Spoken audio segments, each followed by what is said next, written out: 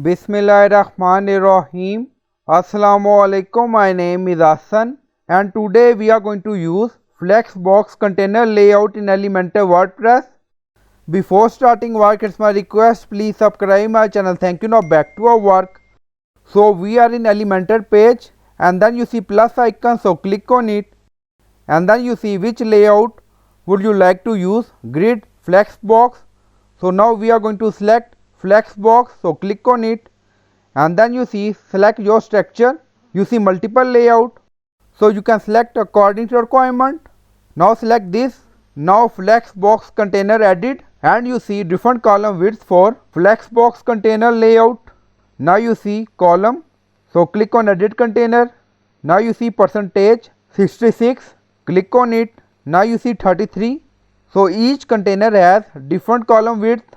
So this structure we select is pre-made layout, but if you want to create Flexbox container layout like this, so we are going to create it.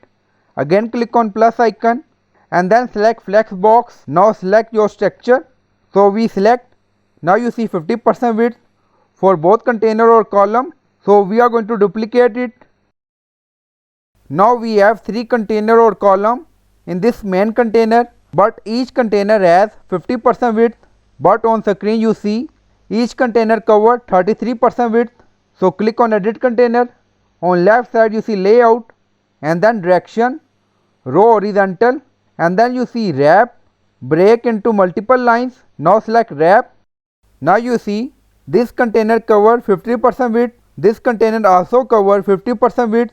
Now you see container, so you can add 20%.